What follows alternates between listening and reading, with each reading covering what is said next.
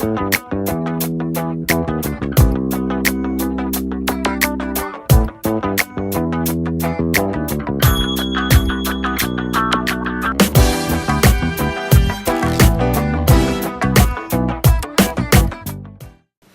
everyone and welcome to today's video. We are in my kitchen today. I was able to clear it out because I'm the only one home right now.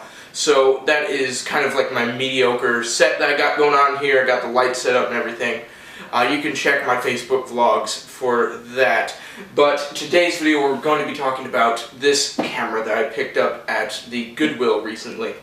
So to start things out, it comes in this menacing box. Now when I first saw this, obviously anybody's going to think if you left this thing sitting at a train station, people still ride trains. They do actually in San Francisco, which is actually a few miles away from here. But, actually it's a good few miles. But basically, this camera I instantly recognized once I got the keys. These are just some basic keys, and it unlocks right here. If you've ever seen the movie Die Hard with, who's that guy who even played it? I forget his name. I don't watch TV much anymore, but we'll set those keys off, because if I lose these keys and I lock the thing, I'm kind of out of luck here. But this is an old news style camera. This is a solid state. Not sure why they call it solid state, but let's just get a better angle here of the camera. Alright guys, excuse any wind noise, the wind's picked back up again, and we have a tin roof that's not quite on right. I'm going to have to get to that at a later date. But today we are going to be talking about this camera. I got it for $10 case and all, which is a really good deal. We're going to be testing this thing out later, but anyway, it takes full-fledged VHS tapes.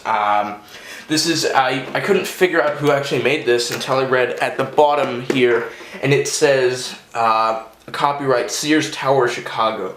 So this was the kind of camera. It originally retailed for around $2,000 in the 80s, which you might say, oh my god, that means that this camera was like insane with a lot of features. No, this was not an insane camera by any means, shape, or form.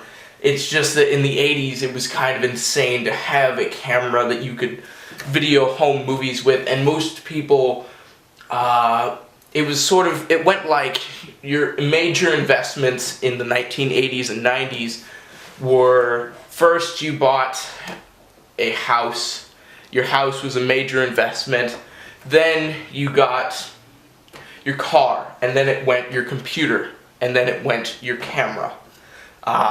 Because it was just a huge major investment to even think about purchasing a home movie camera. Most people that were back in the day that were middle class, they only were able to rent cameras.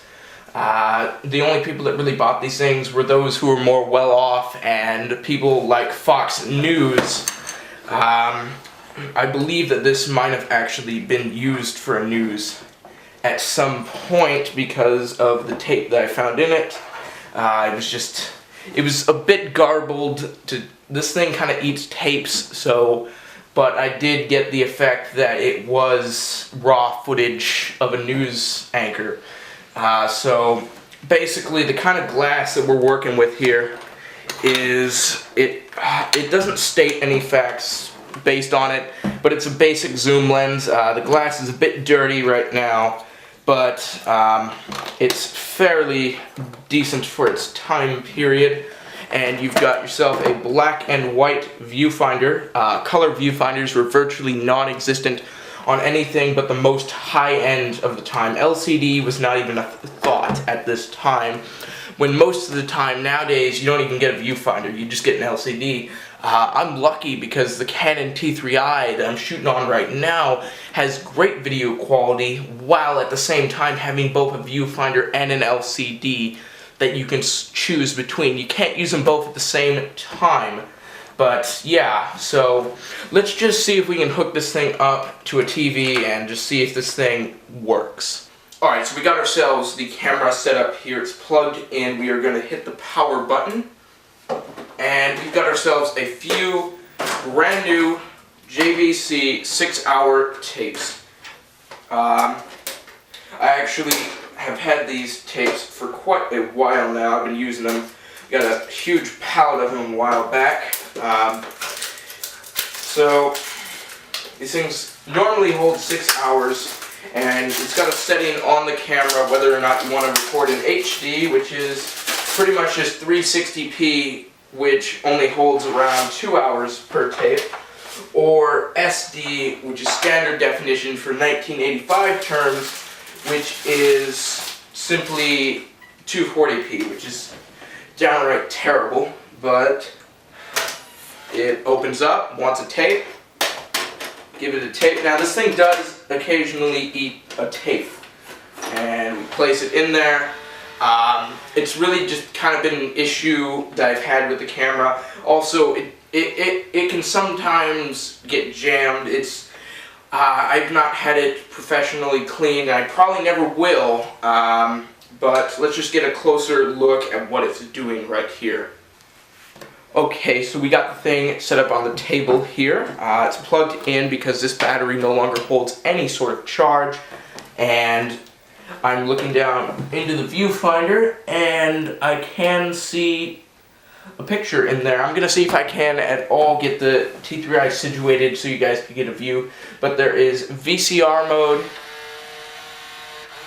and cam mode, then there's eject, record, pause, stop, rewind, display, counter, reset.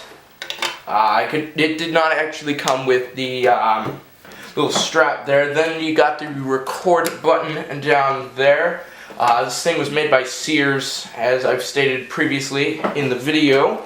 And this thing comes all the way out. This is your viewfinder. At first I thought that it was a bit too close, but it's actually quite nice once you get the viewfinder situated properly.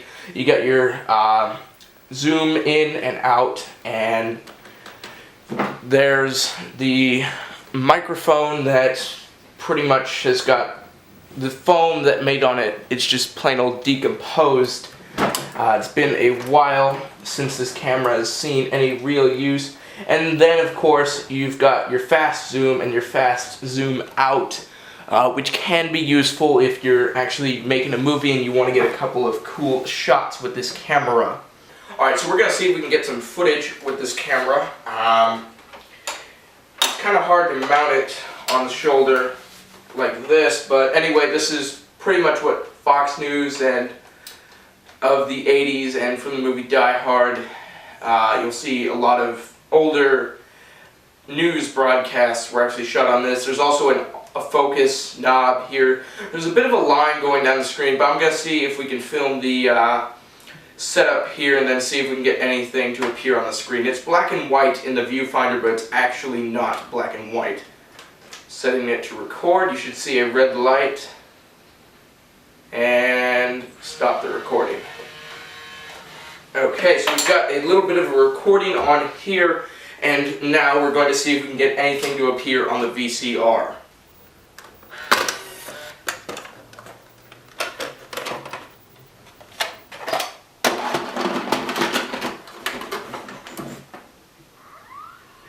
Okay, so we're going to see if we can get any sort of picture to come from this tape.